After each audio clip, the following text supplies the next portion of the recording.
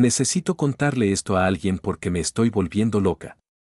Y no sé si lo que estoy planeando me convierte en una mala persona o si está completamente justificado. Hace N años, cuando tenía 15, mi madre y mi padrastro literalmente nos abandonaron a mí y a mi hermana pequeña en una estación de Greyhound en pleno invierno. Ahora me llaman sin parar, suplicando ayuda, y estoy a punto de hacerles pagar por lo que nos hicieron. Déjenme retroceder, porque esto suena de locos, incluso escribirlo. Yo tenía 15 años. Mi hermana, Hazel, tenía 11, y llevábamos unos 3 años viviendo con mi madre, Lindsay, y mi padrastro, James. James nos había mudado de nuestro pueblo natal cuando se casó con mi madre. Dijo que quería un nuevo comienzo para la familia. Mirando hacia atrás, creo que solo quería aislarnos de cualquiera que pudiera interferir con lo que estaba planeando. Las cosas se habían estado poniendo raras durante meses antes de que ocurriera. James no dejaba de comentar lo caros que éramos, cuánta comida comíamos, lo caros que eran nuestros útiles escolares y nuestra ropa. Se quedaba allí, calculando todo en voz alta cuando mamá compraba la comida, con suspiros dramáticos sobre alimentar a 4 personas con su sueldo. Mamá solo asentía y coincidía en que debíamos estar más agradecidos por todo lo que nos daba. La noche que ocurrió fue el 15 de enero. Lo recuerdo porque era justo después de las vacaciones de invierno y acabábamos de volver a la escuela. James entró en nuestra habitación a las 3 de la mañana, nos quitó las mantas de un tirón y empezó a gritar que teníamos que levantarnos y vestirnos inmediatamente. Hazel empezó a llorar porque estaba confundida y asustada, pero él seguía gritando que ya no vivíamos allí y que teníamos que mudarnos. Mamá ya estaba en el pasillo con 2 bolsas de basura. Había metido dentro nuestros expedientes escolares, actas de nacimiento y algo de nuestra ropa. Ni siquiera nuestra ropa buena, solo cosas al azar, como si no importara lo que nos lleváramos. No nos miraba mientras me empujaba las maletas y nos decía que nos pusiéramos los zapatos. Hazel no dejaba de preguntar qué pasaba, por qué teníamos que irnos, pero mamá solo decía que lo entenderíamos cuando fuéramos mayores. El viaje a la estación de Greyhound duró unos 20 minutos. James fumó un cigarrillo tras otro todo el tiempo y no paraba de murmurar sobre por fin liberarse de los problemas ajenos. Mamá estaba sentada en el asiento del copiloto, encendiendo un cigarrillo tras otro, sin decir nada más que decirnos que su prima Rita vivía en Detroit y que le dijéramos que Lindsay la saludaba al llegar. Nos dio la dirección de Rita escrita en un papel. Cuando llegamos a la estación, James sacó un billete arrugado de $100 y me lo tiró. Dijo que eso era todo lo que valíamos y que si alguna vez intentábamos contactarlos o encontrarlos, se aseguraría de que nos arrepintiéramos. Mamá nos dijo que se mudarían a Texas al amanecer y que ya habían cambiado de número de teléfono, así que no nos molestáramos en llamar. Lo peor fue ver a Hazel derrumbarse por completo. No dejaba de rogarle a mamá que le dijera que había hecho mal, prometiéndole que estaría mejor si nos llevaban a casa. Mamá finalmente la miró y dijo: a veces las familias simplemente no funcionan, y ya teníamos edad para cuidarnos solas. Luego se fueron y nos dejaron allí parados con un clima de -6 grados. El guardia de seguridad vio todo. Cuando Hazel corrió tras su coche, llorando para que volvieran, él simplemente se encogió de hombros y dijo que no era su problema. El siguiente autobús a Detroit no salía hasta las 9 de la mañana. Así que nos sentamos en ese cemento helado durante 6 horas. Hazel no dejaba de susurrar que tal vez volverían. Tal vez solo era una lección para enseñarnos algo. Pero yo sabía que no iban a volver. Esto es lo que realmente me enoja de todo esto. Cuando finalmente llegamos a Detroit y encontramos la dirección que mamá nos había dado, no estaba la prima Rita. La gente que vivía allí nunca había oído hablar de nadie llamado Rita o Lindsay. Éramos 2 chicos con $100, bolsas de basura llenas de ropa de todo tipo y sin ningún sitio a donde ir en una ciudad en la que nunca habíamos estado. No entraré en detalles sobre lo que pasó después, porque ese no es el objetivo de esta publicación, pero sobrevivimos. Acogimiento familiar, hogares comunitarios, la edad que nos permitió salir del sistema. Hazel y yo nos mantuvimos unidos durante todo. Ahora tengo 24 años, ella 20, y a los 2 nos fue bien, a pesar de todo lo que nos hicieron pasar. Trabajo en soporte técnico en una empresa de telecomunicaciones, nada del otro mundo, pero me permite pagar las cuentas y se me da bien resolver problemas. Hazel está en la universidad estudiando trabajo social porque quiere ayudar a chicos que pasaron por lo mismo que nosotros, hablamos cada pocos días y nos vemos en vacaciones.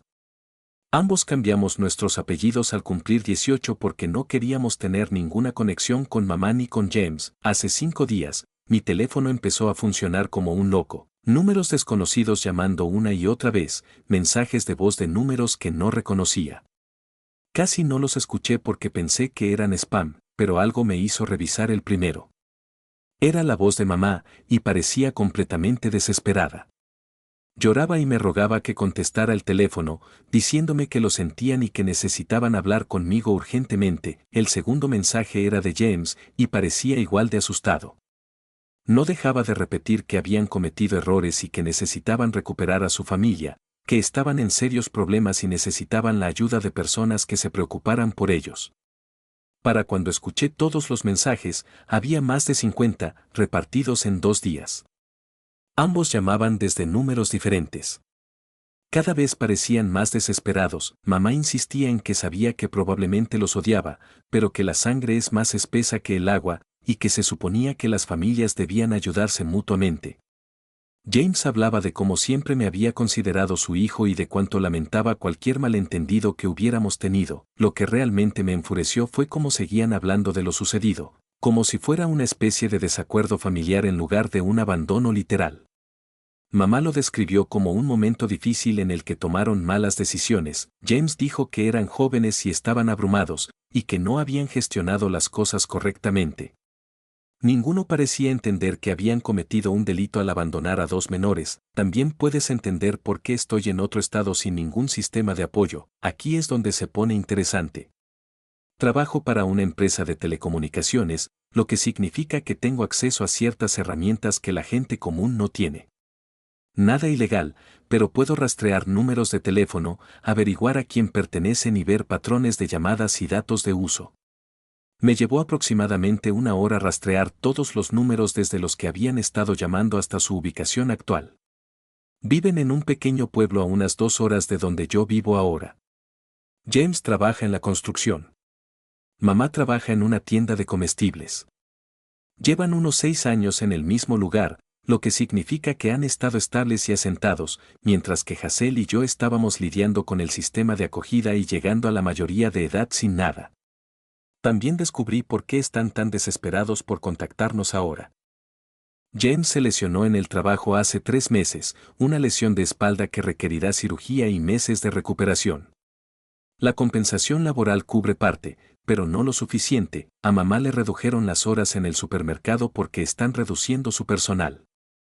Se enfrentan a perder su casa, su auto, todo lo que han construido desde que nos abandonaron. No se me escapa la ironía de que se enfrenten a la misma situación desesperada en la que nos pusieron.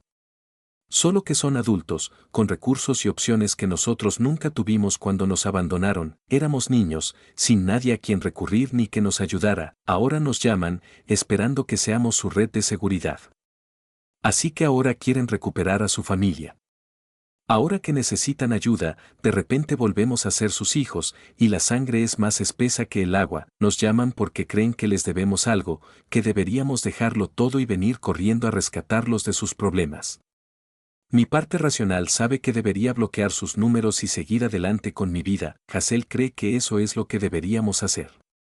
No quiere tener nada que ver con ellos, y probablemente tenga razón en que interactuar con ellos solo nos causará más dolor, pero no puedo dejar de pensar en Hazel, de 11 años, llorando en el cemento, suplicando saber que había hecho mal. Llevo 5 días pensando en esto y he tomado una decisión: no voy a ignorarlos ni bloquearlos. Voy a devolverles la llamada, pero no para ayudarlos. Voy a asegurarme de que entiendan exactamente lo que nos hicieron y cómo se siente ser abandonado cuando más se necesita ayuda. Sé dónde viven. Sé dónde trabajan. Conozco su situación financiera mejor que ellos. Tengo recursos y habilidades que ellos desconocen. Creen que están contactando al chico de 15 años asustado que abandonaron en la estación de autobuses. Pero ya no soy esa niña. Una parte de mí se pregunta si me estoy volviendo tan cruel como ellos. Si planear la venganza no me hace mejor que ellos, pero entonces recuerdo la cara de Hazel aquella noche. Y recuerdo 6 horas sobre hormigón helado. Y recuerdo años yendo y viniendo de un hogar de acogida a otro porque nuestra madre priorizó la comodidad de su marido sobre la seguridad de sus hijos. Ellos tomaron su decisión hace 9 años.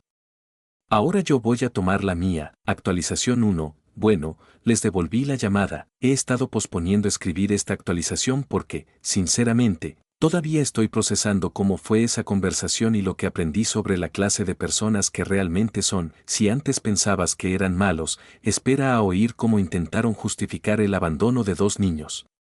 Usé uno de los números desde los que habían estado llamando y mamá contestó al primer timbre.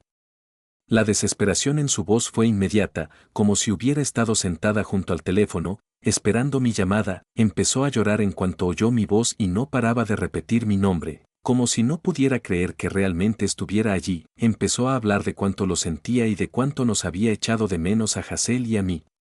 No dejaba de llamarnos sus bebés y de cómo había pensado en nosotras todos los días durante 9 años. Lo que realmente me conmovió fue cómo lloraba, porque por una fracción de segundo, casi pareció sincero. Pero entonces empezó a hablar de lo difícil que había sido para ellos también, y me di cuenta de que estaba intentando hacerse la víctima. Mamá me dio una larga explicación sobre cómo James había estado luchando contra la depresión y el estrés financiero en aquel entonces, y cómo ella había estado intentando mantener unida a la familia, pero estaba abrumada. Dijo que habían tomado la decisión de llevarnos a Detroit porque pensaban que estaríamos mejor con una familia que pudiera cuidarnos bien. Cuando le señalé que no había ninguna prima Rita, se puso nerviosa y dijo que había habido un malentendido sobre la dirección. Fue entonces cuando supe que mentía. No estaba confundida, no recordaba mal, me estaba mintiendo a la cara sobre lo que habían hecho. Intentó replantearlo todo como si hubieran intentado ayudarnos poniéndonos en contacto con familiares. Y que el hecho de que no funcionara fue simplemente mala suerte. De hecho, usó la frase mala suerte para describir el abandono de 2 niños en una ciudad desconocida sin ningún sitio a dónde ir. La dejé hablar casi 1 hora porque quería oír hasta dónde llegaría con sus mentiras. Habló de lo joven y asustada que había sido, de cómo James la había convencido de que era lo correcto, de cómo se había arrepentido al instante pero no había sabido cómo arreglar las cosas. Dijo que habían intentado encontrarnos a través de los servicios sociales, pero que nos habían trasladado tanto que no pudieron localizarnos. Eso último fue una completa tontería, porque yo había solicitado mi propia tarjeta de la Seguridad Social a los 18 años, y todos nuestros registros eran fácilmente accesibles a través del Estado. Si hubieran hecho algún esfuerzo por encontrarnos, podrían haberlo hecho, simplemente no quisieron. Cuando mamá finalmente dejó de hablar, le pedí que me pasara a James al teléfono. El cambio en su tono comparado con los mensajes de voz fue drástico. Ya no estaba asustado, estaba intentando tomar el control de la conversación. Empezó diciendo lo orgulloso que estaba de cómo había resultado, que siempre supo que era inteligente y capaz, y que esperaba que pudiéramos dejar atrás el pasado y seguir adelante como familia. James intentó un enfoque completamente diferente al de mamá. En lugar de hacerse la víctima, optó por la mano dura. Dijo que ponernos en esa situación había sido duro, pero necesario, porque necesitábamos aprender a ser independientes y resilientes. De hecho, dijo que lo que habían hecho nos había hecho personas más fuertes y que deberíamos agradecerles por darnos las herramientas para sobrevivir por nuestra cuenta. Nunca en mi vida había deseado tanto usar un teléfono y sacudir a alguien. Este hombre intentaba atribuirse el mérito de nuestra supervivencia, como si los años en hogares de acogida, en hogares grupales y al salir del sistema sin nada fueran una especie de ejercicio de formación de carácter que él había diseñado para nuestro beneficio. Dijo que muchos niños crecían débiles y dependientes de sus padres, pero que habíamos aprendido habilidades de la vida real que la mayoría de la gente nunca desarrolla. La conversación se prolongó durante 2 horas porque no dejaba de hacerles preguntas y dejar que profundizaran en sus propios asuntos. Quería entender exactamente cómo justificaban lo que habían hecho, y la respuesta es que habían reescrito por completo la historia en sus mentes. Mamá se había convencido de que habían estado intentando ayudarnos a encontrar mejores oportunidades. James se había convencido de que nos había estado enseñando valiosas lecciones de vida. Ninguno de los dos reconoció jamás que lo que habían hecho era abandono. No dejaban de usar frases como decisión difícil, separación temporal y desafortunada falta de comunicación. Cuando les pregunté directamente si entendían que habían cometido un delito al dejar a 2 menores en otro estado sin apoyo, James se puso a la defensiva y dijo que era una forma muy dura de describir una situación familiar compleja. Esto fue lo que realmente me desesperó. Casi al final de la llamada, empezaron a hablar de sus problemas actuales y de lo mucho que necesitaban ayuda. James entró en detalles sobre su lesión de espalda y las facturas médicas. Mamá habló de la posibilidad de perder la casa en la que habían vivido durante 6 años, mientras Hazel y yo íbamos de un hogar de acogida a otro. Pero lo peor fue cuando empezaron a hablar de que éramos su única familia y de que se suponía que la familia debía cuidarse mutuamente pase lo que pasara. Mamá dijo que sabía que habíamos crecido para ser buenas personas porque éramos sus hijos y que las buenas personas perdonan y ayudan a su familia. En momentos de necesidad, James dijo que guardar rencor no era sano y que debíamos centrarnos en construir relaciones para el futuro en lugar de quedarnos estancados en el pasado. Pasaron 1 hora intentando que comprendiera lo desesperada que era su situación, cuánto necesitaban ayuda, cuánto lamentaban el dolor que habían causado. Pero también me dejaron claro que esperaban que yo diera un paso al frente y los ayudara, porque eso es lo que los hijos hacen por sus padres. La sensación de tener derecho a todo era increíble. No les dije qué planeaba durante esa llamada. Simplemente escuché, hice preguntas y dejé que me mostraran exactamente quiénes eran en realidad. Al final, ya no estaba enojada, estaba decidida. Después de colgar, llamé a Hazel y le conté todo. Estaba furiosa porque siquiera había hablado con ellos. Pero cuando le expliqué lo que planeaba hacer, lo entendió. No quiere involucrarse directamente, porque ha trabajado demasiado para construir una vida estable y no quiere que la interrumpan. Pero dijo que si necesitaba su apoyo, me respaldaría. Esto es lo que descubrí sobre su situación. La lesión de James ocurrió en una obra donde trabajaba en negro por dinero, porque debía impuestos atrasados de años anteriores. La lesión no se reportó correctamente, por lo que la compensación laboral no cubre ni de lejos tanto como afirmaban. Las horas de mi madre no se redujeron por la reducción de personal. La amonestaron varias veces por problemas de asistencia y de actitud con los clientes. No solo enfrentan problemas financieros, sino también las consecuencias de años de malas decisiones y comportamiento irresponsable. El mismo patrón que los llevó a abandonar a sus hijos en lugar de asumir la responsabilidad de criarlos. Llevo una semana pensando en esta situación y me he dado cuenta de algo importante: no nos abandonaron solo una vez. Nos han abandonado durante 9 años, sin intentar encontrarnos, sin intentar arreglar las cosas, sin reconocer lo que hicieron. Solo nos contactaron ahora porque necesitan algo de nosotros, así que esto es lo que voy a hacer. Les daré exactamente lo que nos dieron, nada, pero no los voy a ignorar. Me aseguraré de que entiendan lo que se siente cuando les prometen ayuda y luego se la quitan.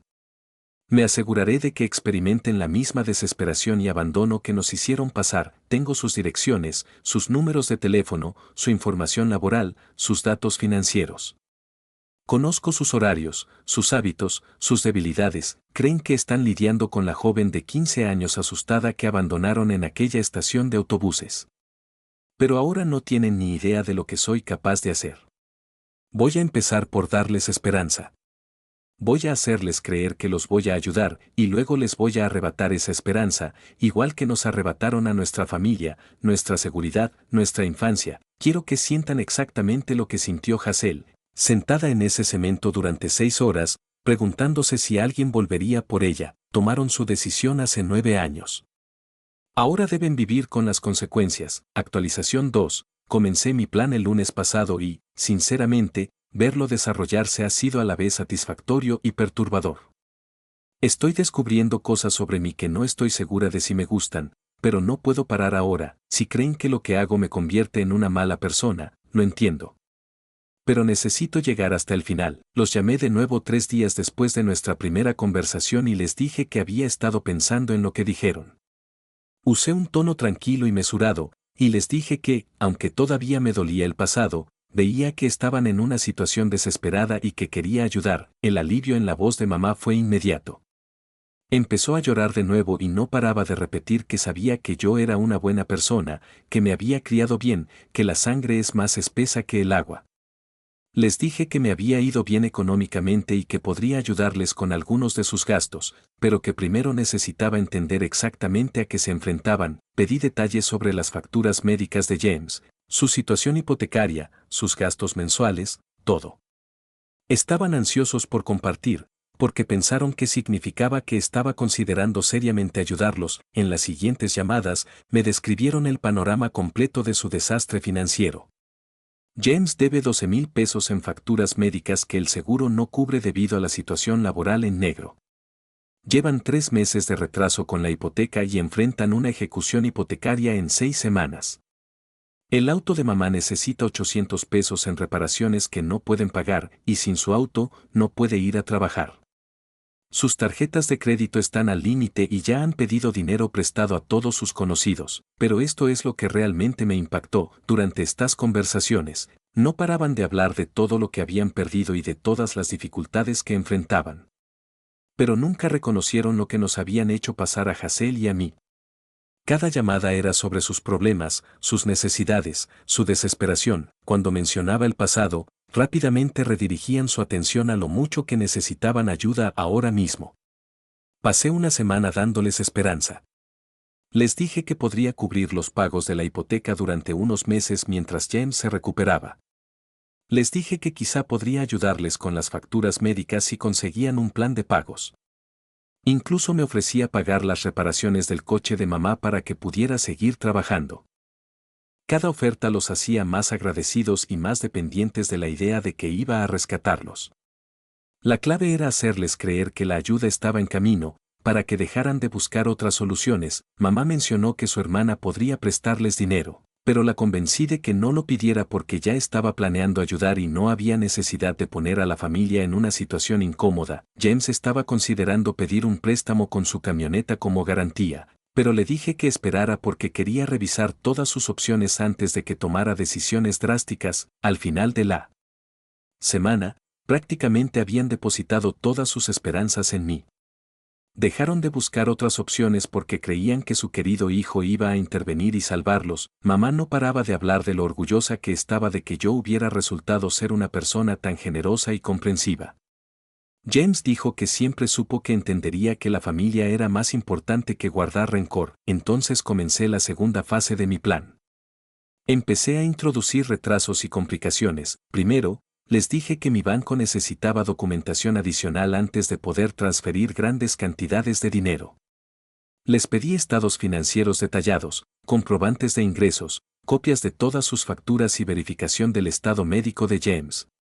Se apresuraron a reunir todo porque pensaban que solo eran trámites burocráticos los que los separaban de la salvación. Mientras reunían los documentos, usé mi acceso en el trabajo para empezar a complicarles la vida. No podía hacer nada ilegal, pero hay muchas maneras legítimas de interrumpir el servicio de teléfono e internet de alguien cuando se conoce el funcionamiento de los sistemas. Empecé con cosas pequeñas, interrupciones temporales del servicio que duraban lo justo para ser frustrantes, pero lo suficientemente cortas como para parecer fallos técnicos. Su internet se caía durante varias horas, lo que les dificultaba buscar programas de asistencia o comunicarse con posibles prestamistas.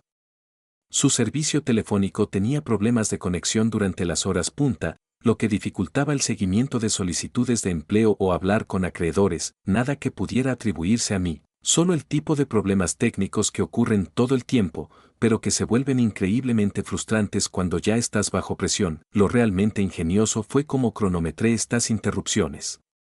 Siempre que tenían llamadas importantes programadas o plazos que cumplir, su tecnología fallaba misteriosamente. James no pudo devolverle la llamada a un posible empleador porque su teléfono se cortaba constantemente. Mamá no pudo enviar una solicitud de asistencia en línea porque su internet se cortaba constantemente. Cada vez me llamaban frustrado y estresado, y yo me solidarizaba con lo difícil que se estaba volviendo todo. También empecé a cambiar el tono de voz durante nuestras conversaciones. En lugar de brindarles apoyo constante, me volví impredecible. Algunos días, me entusiasmaba por ayudarlos, prometiéndoles cuándo les enviaría el dinero. Otros días, me mostraba distante y sin compromiso, diciendo que necesitaba más tiempo para pensar en el compromiso financiero que estaba asumiendo. El efecto psicológico fue inmediato. Pasaron de sentirse rescatados a sentirse inseguros, sin saber nunca qué versión de mí les tocaría cuando llamaran. Mamá volvió a sonar ansiosa y desesperada, buscando constantemente que me asegurara que seguía planeando ayudarlos.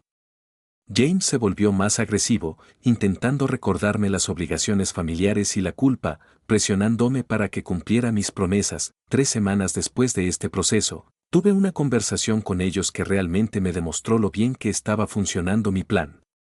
Me llamaron presas del pánico porque habían recibido la notificación final de su hipoteca y el proceso de ejecución hipotecaria avanzaba más rápido de lo esperado. Mamá lloraba, diciendo que solo les quedaban 2 semanas antes de perder la casa y me rogaba que enviara el pago de la hipoteca inmediatamente. Les dije que seguía esperando que mi banco aprobara la gran transferencia, pero que había complicaciones con la documentación que me habían proporcionado. Les comenté que parte de su información financiera no coincidía con la que exigía mi banco y que tal vez necesitaría que presentaran pruebas adicionales de dificultades económicas. La desesperación en sus voces era exactamente la que había escuchado en la voz de Hazel esa noche en la estación de autobuses. James se enfadó y empezó a exigirme que me explicara por qué lo estaba complicando tanto cuando ya me habían proporcionado todo lo que les había pedido. Dijo que si de verdad iba a ayudarlos, tenía que dejar de perder el tiempo con el papeleo y simplemente enviar el dinero. El derecho a la ayuda seguía ahí, incluso cuando me rogaban. Lo dejé desahogarse durante 10 minutos y luego, con calma, le expliqué que transferir grandes cantidades de dinero requería una documentación y procesos de verificación adecuados. Les dije que intentaba ayudarlos, pero que debían ser pacientes y colaborar conmigo en lugar de frustrarse. Al final de la llamada, se disculparon por ser difíciles y prometieron conseguir cualquier documentación adicional que necesitara. Fue entonces cuando me di cuenta de algo importante sobre mi plan. No solo los estaba haciendo sentir abandonados, sino que los estaba haciendo sentir la misma impotencia y desesperación que sienten los niños cuando los adultos les fallan. Dependían completamente de mí para su salvación, al igual que Hazel y yo dependíamos de ellos para nuestra supervivencia y seguridad básicas. La diferencia es que son adultos con opciones y recursos, aunque limitados. Hazel y yo éramos niñas sin nadie más a quien recurrir, pero, en su mentalidad actual, no pueden ver más allá de su crisis inmediata para reconocer que tienen más poder que nosotros. Todavía no estoy lista para revelar la fase final de mi plan. Pero diré esto, están a punto de aprender lo que se siente cuando alguien con quien cuentas desaparece por completo de tu vida sin explicación. Experimentarán el mismo tipo de abandono que nos hicieron pasar, solo que sabrán exactamente por qué está sucediendo. Algunos de ustedes podrían pensar que estoy siendo cruel, y tal vez lo sea. Pero cada vez que empiezo a sentirme culpable, recuerdo a Hazel, de 11 años, preguntándome qué había hecho mal. Recuerdo 6 horas sobre hormigón congelado.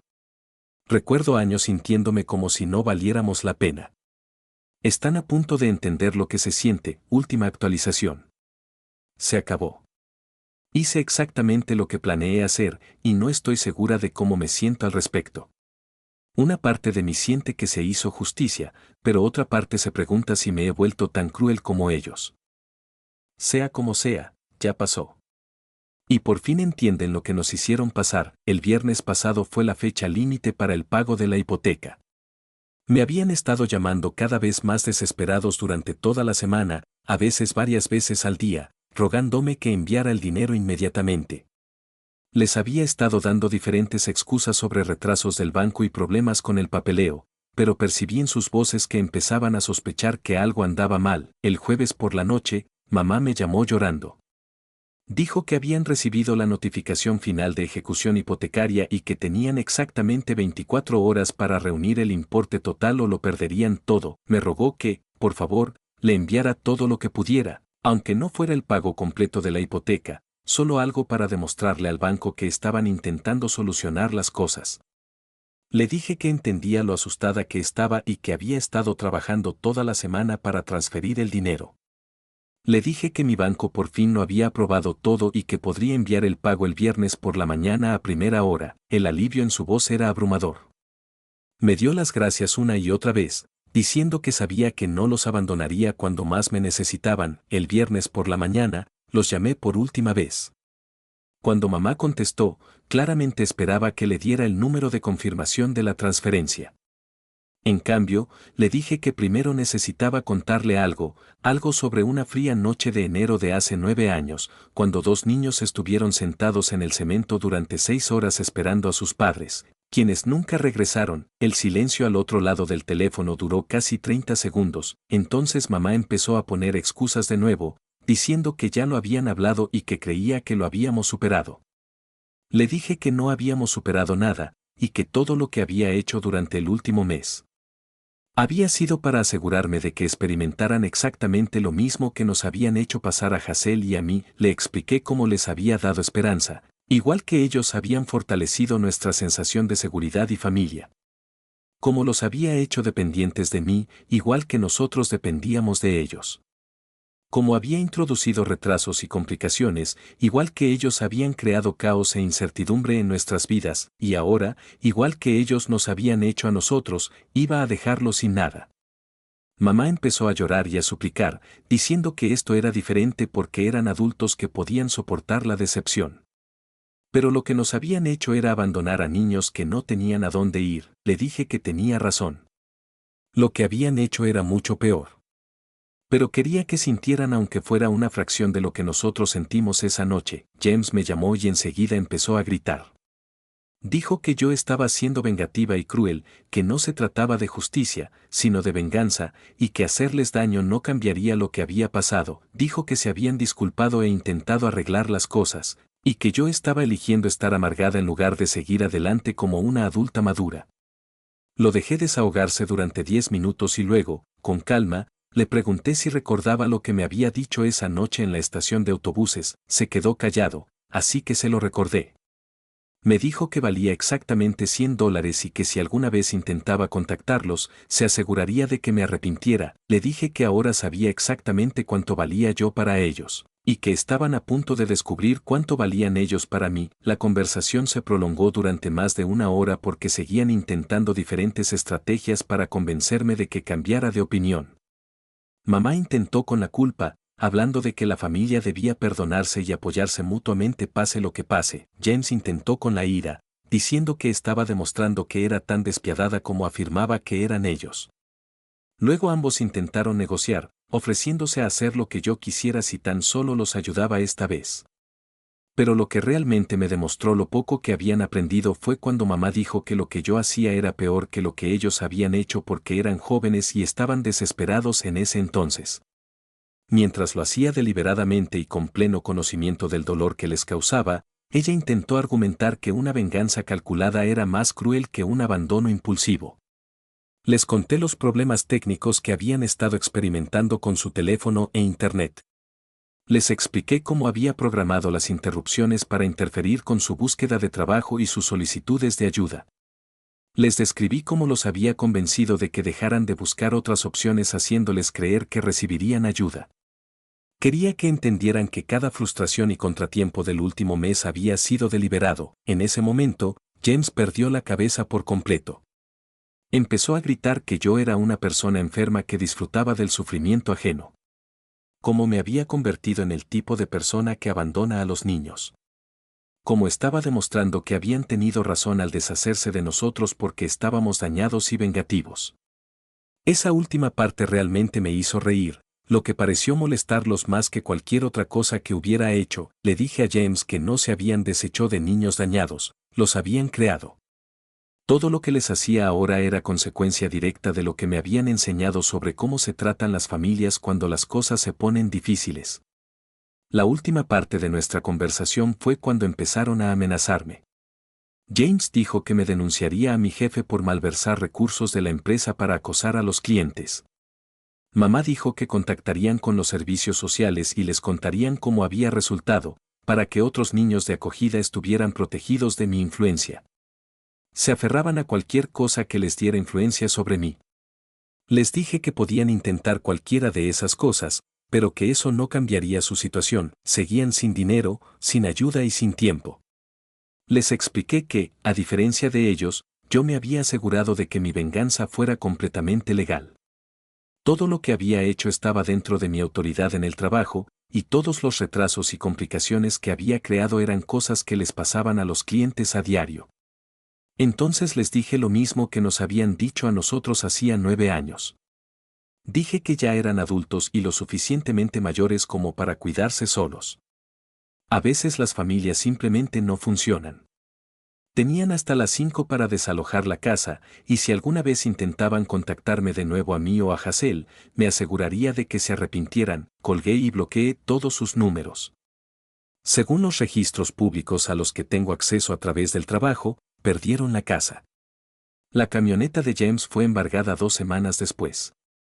La hermana de mamá terminó dejándolos quedarse en su garaje temporalmente, pero por lo que puedo ver en las redes sociales, ese acuerdo tampoco duró mucho. Sé que algunos dirán que me pasé, que 2 errores no hacen un acierto, que debería haber sido más responsable y simplemente irme. Quizás tengan razón, pero necesitaba que entendieran que las acciones tienen consecuencias, incluso si esas consecuencias tardan 9 años en notarse. Hazel y yo hablamos de ello durante horas después de que todo terminara.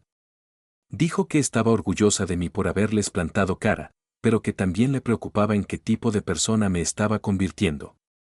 Me preguntó si me sentía mejor ahora que me había vengado. Y, sinceramente, no sé cómo responderle. No siento la satisfacción que esperaba. No siento que estemos a mano ni que se haya hecho justicia. Lo que más siento es vacío. Como si hubiera gastado tanta energía en odiarlos que se me hubiera olvidado cómo sentir cualquier otra cosa, pero tampoco me arrepiento de lo que hice. Necesitaban aprender que no se puede abandonar a la gente cuando se vuelve inoportuna y esperar que te rescaten cuando necesitas ayuda. Lo raro es que creo que ahora los entiendo mejor.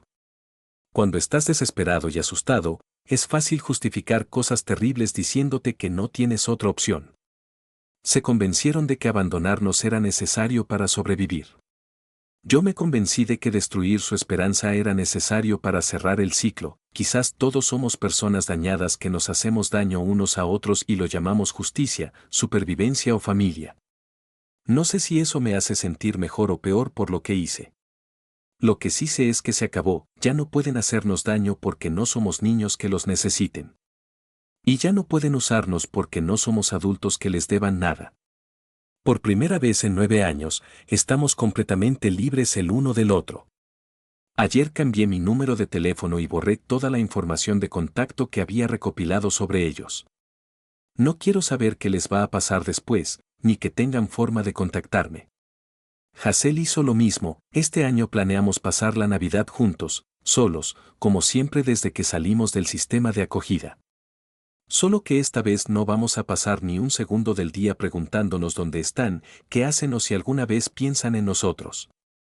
Lo decidieron hace 9 años cuando se marcharon de aquella estación de autobuses. Yo lo hice el viernes pasado, cuando colgué el teléfono.